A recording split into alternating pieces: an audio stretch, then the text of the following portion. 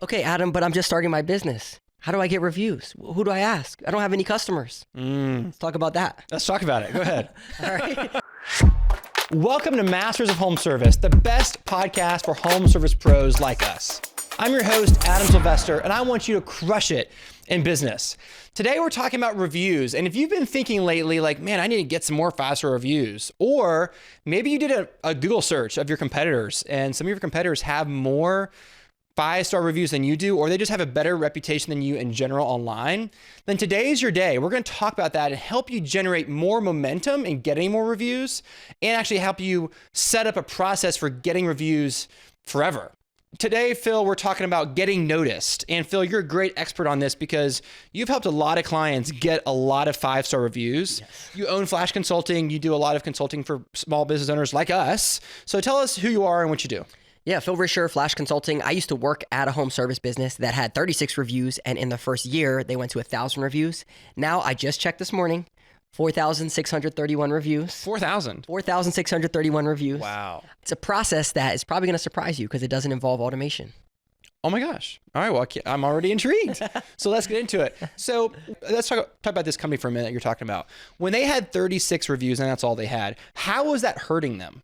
Yeah, so when you look at Google's search engine results page, when people search online for a service, in the map pack section that highlights your reviews, there's 3 qualifiers for ranking. The first one is your name of your business. The second one is your actual address where you're located. And the third one is your prominence or number of reviews. So if you were to do a search in your area and you have the name right, you have the location right, but you don't have enough reviews, you're not going to be shown, which is why reviews are so important. Yeah, it's key. So if there's someone out there who, I don't have time for that, the online thing, I'm just going to do my thing. They can, but it's really going to hurt them, especially in the long term. They're just not going to get noticed by Google. Yeah, well, the flip side to this is, let's say, I'm all word of mouth referrals. Okay, cool. Yeah. People are going to go and Google you to find your phone number, or even just to do a little research. 87% of people are doing their research on Google about home service businesses. So they're going to go there and see your Google business profile with no reviews or that 1 star from the lady that was mad that she was in the shower and you rang your doorbell, right. Whatever it is. And that's why you need to be proactive about reviews, so that way you have a good presence when they find you. Yeah. Okay. So I think a lot of people were expecting you to be like, yeah, automate it. And you said the opposite. So let's hear. What do you mean by that? Yeah. So first off, I would say automations are better than nothing. They're a catch-all. However, what we found with reviews is that the number one time to get a review is when you show them their perfect, shining siding that you just pressure washed, or their magical lawn care that you just did. Whatever that is, that's the time when you ask the review. And one other piece to this is when they know your name, the technician's name. They want to leave a review for that person. And when you have automation, it waits to give them a text that seems like it's from the business asking for a review.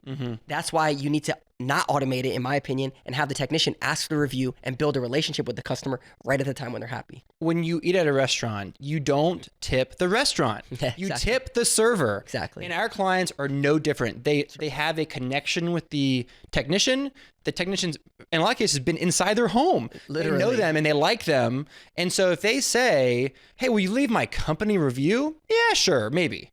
Will you leave me a review? Yes. Yeah. So what we encourage our clients to do, and this is what we did to go from 36 to 1,000, there's a bunch of steps, but I'll give you the basic framework, is that when you go on site, hi, my name's Phil. I'm your technician today. I'm going to be in your home doing this service. It's my job to make sure I give you 5-star service. If you ever have any questions or concerns, reach out to me, find me in the home, and I'll solve that for you. Yeah. Then you go through, educate them. Hey, check out what I found here. Here's some before and after pictures, right? You're building up the relationship. Then at the end of the service, you say, hey, Adam, I have 2 things here for you as we close this out. The first one is, I would really love if you could leave me a 5-star review. Lets my boss know that I'm doing a good job. It gives me some recognition back at the shop. Do you mind doing that? You could scan this QR code here. I can send you a link. No problem. The other one, hey, we have an invoice here. How did you want to settle this up? Okay. Yeah. I think that asking at that moment is so important, and you can tee it up. You shouldn't, just like when you're selling your services, you shouldn't talk about price at the end for the first time. You should talk about it in the beginning and talk about it throughout the cycle. The same thing is true for reviews. Hey, ma'am, it's so nice to meet you. I'm here to give you 5-star service. If there's ever a point in the next hour or two that you may not give us a 5-star review, maybe get a 4, I want to know what it is. because I want to adjust immediately. If there's ever a point where you're just like, man, I'm not getting the 5-star experience, I want to know. And I'm hoping that never happens. But if there is, and you can phrase it differently, but you want to make sure that you're priming the pump so that clients aren't, one, surprised that you ask them for one. Right. And two, hey, man, did you read any reviews before you chose us? Yeah, I read a couple. Great. They left a 5-star review. Aren't you glad they left one? You need to do the same for the next guy. Let's talk about a little bit of the tactical piece, because I think people get stuck on this. There's obviously automations out there, and I think you should do automations to have a catch-all. But I think you should also enable your technicians yourself out there in the field to get the reviews. So what I recommend doing is go to your Google business profile, google.com/business. Go to your Google business profile. Now they actually have a QR code on when you go to get your review link. They really? It literally made a QR code because everyone wanted a QR code. So now you can literally download your QR code straight from your Google business profile. Then go to Canva, create a little postcard, something like that your technicians can hold out, a little explainer, something like that. It's great. Or just screenshot it on your iPad and just have it as your background or a picture that then you can just say, hey, can you scan this and leave me a review? It's very simple. It doesn't have to be too challenging on this. Yeah. Now, what about incentives for technicians? Yeah. So this is the next layer to this, which is how do you build a culture and get that 36 to 1,000 reviews to 44,000 reviews and build this into your culture? And that's exactly what we did, which I would say that's more the catalyst to the growth of reviews, not just, what I just shared with you. So what we did was we paid per review. So each technician, if the review mentioned their name in it, they got paid $10 per review. And what we did was we gamified it. So we built out a pretty cool plan, and I'll break it down for you. Ask any questions. Yeah, okay. So in the break room where they all go and they clock in with their fingerprint, we had a whiteboard. On that whiteboard, each technician had a little truck that had their name on it. Each time they got a review, they moved down the field to get to 100 points. So each review is 10 points or $10. Once they get to 100 points, 10 reviews, they get $100. Then what we did, just like if you ever played football, we put a little sticker on their helmet and we moved it back. So now they had one sticker on their truck and they got a $100 gift card. And what we did was when they got to 10 stickers, so 100 reviews, we made a 5-star plaque, quote unquote, on Canva. Yeah. We had a template, and I literally printed these out at Walmart, and we hung them up on the wall in the break room when they got to 100 reviews. And this is a quick story, but it's amazing how this transformed our culture. I'm there one day at 6:45 a.m. This guy, Joel, our workforce, we had 28 technicians, and most of them, English wasn't their first language. Joel, he was a lead tech, and English wasn't his first language, but we helped him, coached him through this process. He came in. He has his phone out. He takes a picture of that Canva graphic that I made. And I said, Joel, what are you doing, man? He's like, I'm sending this to my wife. She's going to be so proud of me.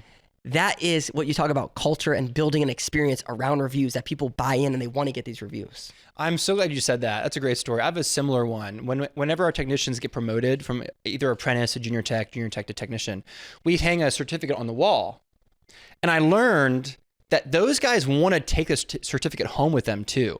So I actually started making 2 copies, 2 frames, and so I could give them to take home and want to put up in the shop. What you're describing is building a culture of people just wanting to get 5-star reviews. Exactly. It's not about the automate. You can have the automation complement the culture, but the culture is what really drives 1,000 reviews in a year. Exactly. And there's other ways that we did pay per lead as well. So what we did was we had our customer service representatives, office manager, service managers, everyone bought in. And we said, hey, when we hit 500 reviews, we get a pizza party for the office. When we hit 1,000, we're all going to the escape room. And everyone's tracking this daily. The CSRs, if someone didn't leave a review, on the next day calls when they're checking in to see how the service was, they're asking them again, like, hey, I didn't see a review come through. Do you mind leaving us a review? It gives Joel some good recognition on the back end. Yeah. We're building this culture of reviews that so many people miss. Another thing that we do to incentivize, just to promote, is we read every 5-star review that comes through every Monday morning at our meeting. Sometimes it's 3, sometimes it's 10, but we read every single one. People cheer and people are like, oh, nice one. But it also reinforces to the technicians what matters to the client. They were on time. They were friendly. They were professional. They knew what they were doing.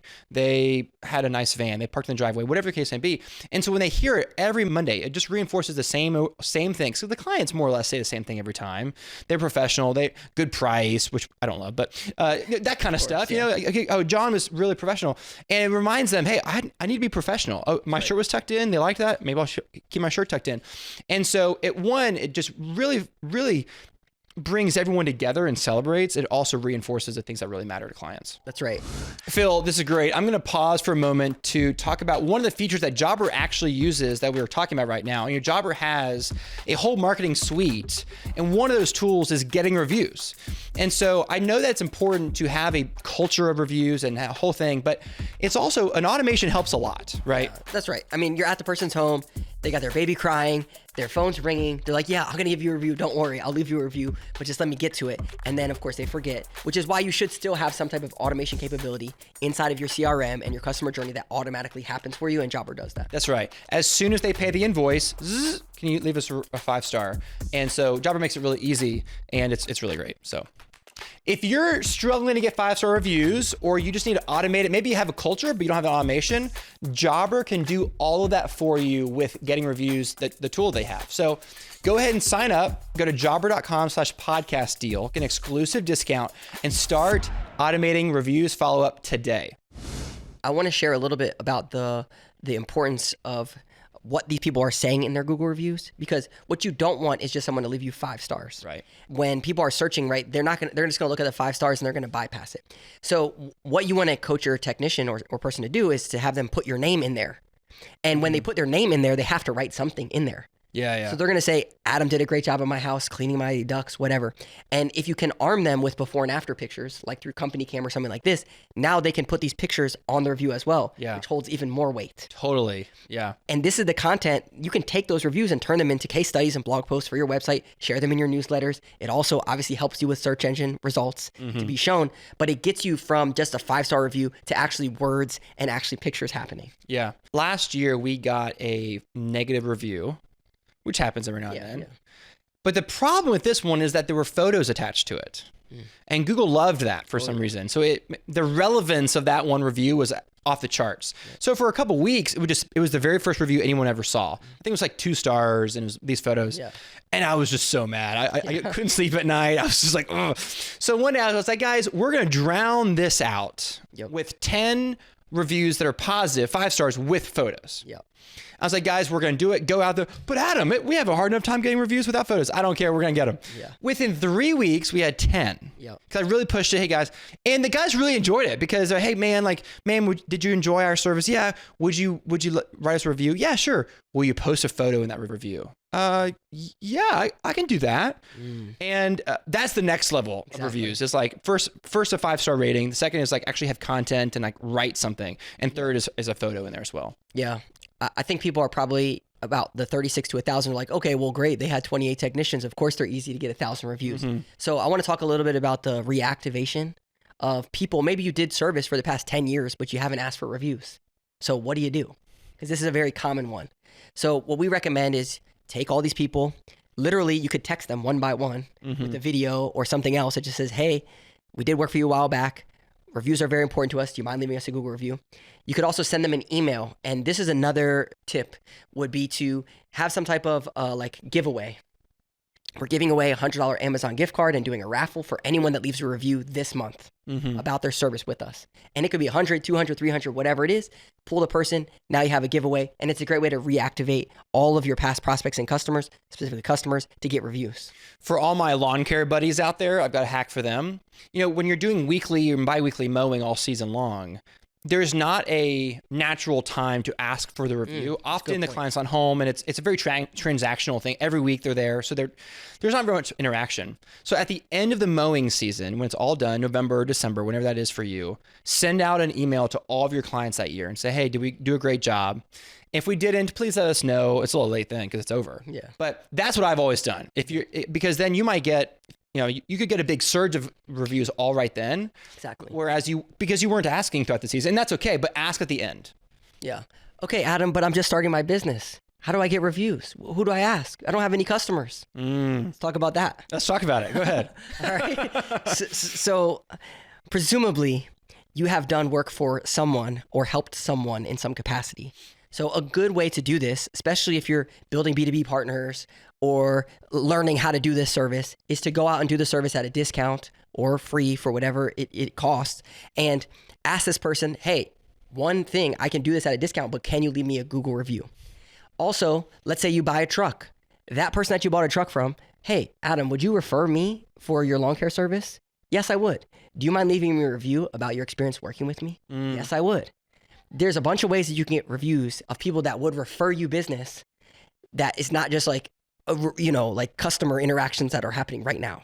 That's great. Yeah. I mean, your barber that you go to every single month should write your review, or anyone that that has some sort of interaction that can vouch for you. If someone asked you a question about lawn care, gutter cleaning, and you gave them a solution that's going to help them solve their problem. Yes. That is service. Yeah. You just didn't charge them.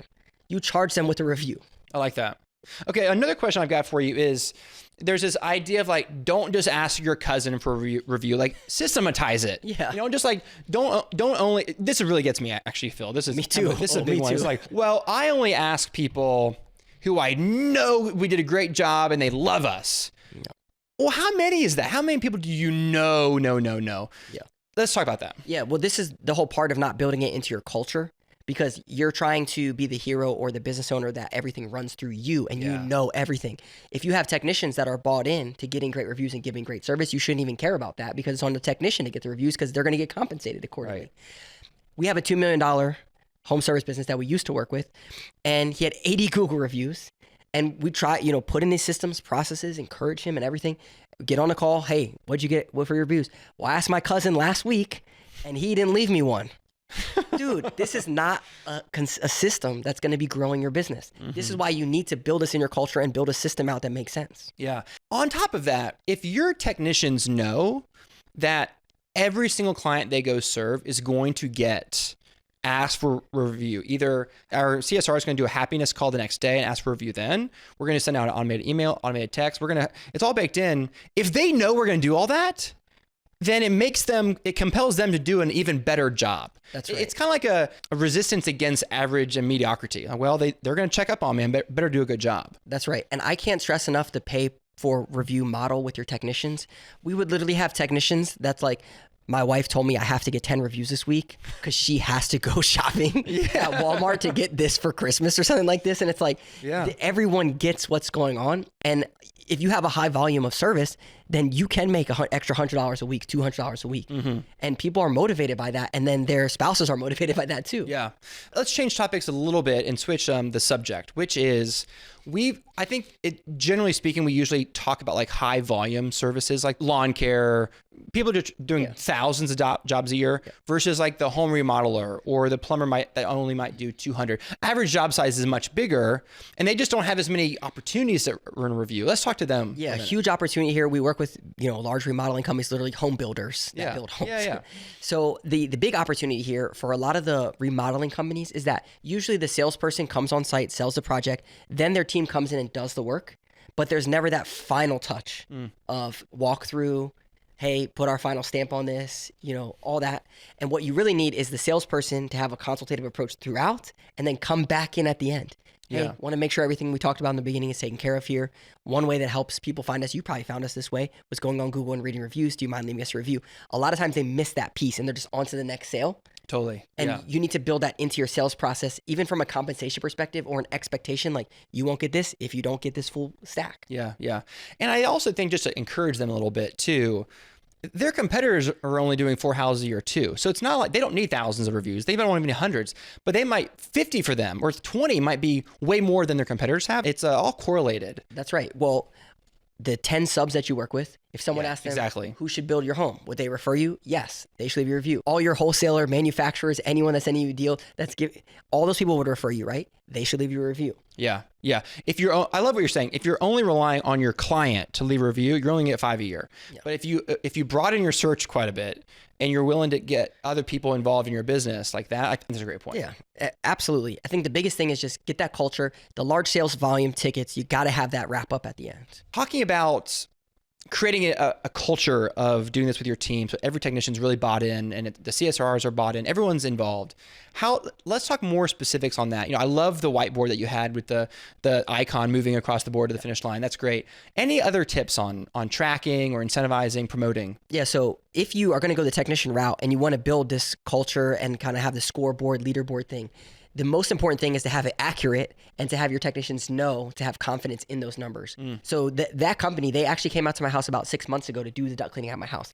And the technicians came and they're like, hey, we're really trying to get a review. We're actually only 1 away from hitting our 10. So they knew that I need to get a 1 on this, and then I'm going to get my bonus for reviews. It sounds all fun, and like, oh, I could do this, but you got to have the actual data dialed in. So we had one of our customer service representatives who was using, they had a whiteboard in the back that said, okay, this month our goal is to get to 700 reviews. Each day, here's where we're at. And then they would move everyone's thing if here's where you're at, so people would know. Yeah, that's great. Yep. You must have been very pleased seeing that. Like years later, you put the system into place and then they're still doing it. Yeah, well, literally 36 reviews to 4,000 some reviews over 7 years is like pretty sick. Yeah, that's pretty awesome. And going from there. And one other thing, if you're thinking about opening another location for your business and you want to open another Google Business Profile, well, once you build the system, then you can drive all the new reviews to your new Google Business Profile. So you can ramp that up much faster. Interesting. Yeah, so like with this business that we work with there, 4,600, they opened another location. So all those QR codes and everything, we just pointed them over to the new Google Business Profile to get them up and running very quickly. Yeah, that's great. So with the duck company, do they go out in just teams of 1 or teams of 2? 2. Okay. So if both of their names are included, they both get the Yeah, incentive. they pay the lead tech and the helper as well. So they can both make money. If their names aren't in it? Yeah, because we've run into this. If their names aren't in it, then the CSR can go back and look at what it is. But if they don't write anything, then no. Oh, interesting. Okay. Yeah, they have to write some information in there. Yeah. Okay. I've never made that distinction. I've always, because we incentivize our technicians as well. And even if they just do a 5-star rating, we still give them a bonus. But that's a good, yeah. Yeah. I would say, I think we do $15 each and then 30 if their name's in it. Okay, that's good. If I could go back, I'd do less. I bit off more than I could chew, but it is what it is. I think if you start at like 10-ish, then you can see what it is. And maybe you can have like these, it's July, we're going to do a bunch of jobs. Let's bump that to 20, but then have the end date. So that way you don't get bought into too much. Is it possible like to hit the ceiling on reviews? Like once you get 1,000, I mean, is 2,000 much better? Yeah, so it's kind of full circle. When we think about that Google search engine results page, if you do a search and you look and someone has 100 reviews, 200 reviews, and you have 4,000 reviews, it's like, okay, bro, we get it. You're the best. Like, right. You don't need any more reviews. So that's when you might look at creating another Google Business Profile in another city and opening another location and dominating that city from a local map perspective. Or maybe switching to Nextdoor or Yelp or Facebook and getting reviews there. Yeah. Well, so Yelp, you can't solicit reviews. So they don't want you to send people there to leave reviews. Other platforms like Nextdoor, Facebook, those other ones, Facebook is Bing. They pull in the ratings on Bing. So there are other platforms. Google specifically, 87% of people go to Google, which is why that's the number 1 platform. But yeah, you could go to other ones. Well, do you need fresh reviews? Like, is a 1-year-old review the same weight in Google as one from yesterday? Yeah. So this kind of plays into the AI search side of things. So if you were to go to ChatGPT, search for your service in the city that you're in, and then ask it how it came up with these results. One of the things that it's going to say is relevancy, and most importantly, most recent information about your business or reviews. So you don't want to just drop off on reviews altogether. I don't know, Google hasn't said, oh, if you have old reviews, they're not going to show you or something like that. But what I do know is that they care about relevant reviews that are recent, that are real experiences with customers. Yeah. There's a reason when you go see reviews for a business, they don't show you 4-year-old reviews usually. Yeah. They usually show you ones that have been in the last few months. Exactly. Yeah. Okay. What about bad reviews? How do you handle a 1-star? Yeah. So, man, we've got a lot of 1-stars in our lifetime. As a digital marketing company, we get the 1-stars. We get the 1-star notifications. Then we coach the companies. A lot of the companies are like, I searched him. I found his background. I found his address. He's terrible. I'm going to blow him up on this thing. And it's like, hold up, pump the brakes. The reason is because, as we mentioned, people are going to Google looking at reviews. So if your prospects see a bad review and then they see the business owner going off the wall, they're going to say, well, what happens if something goes south with my project? How is this business going to react? Do they care about customer service, or do they just want to prove their point? And so you have to look at this through the lens of, my prospect is going to be reading this. So what we recommend is 2 things. One, let's say it's Fancy Pants 97. You don't know who this person is. They're not in your CRM. Right. Literally say that. Hey, Fancy Pants, sorry you had a bad experience with a lawn care company. You probably don't have the right one because you're not in our system.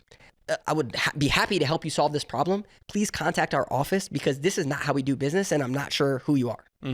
That's a very easy response that you should put up there if you actually don't know who this person is. Okay. If you know who this person is and you did do a bad job, then you should own it and explain the situation and tell them we've done all of these things to try to remedy this situation. And we would be happy to speak more about this. Contact us here. Most business owners, they don't want people to say, well, if you don't do this, I'm going to give you a bad review. I'm going to leave you a 1-star review. Like, okay, bro, leave me a 1 star.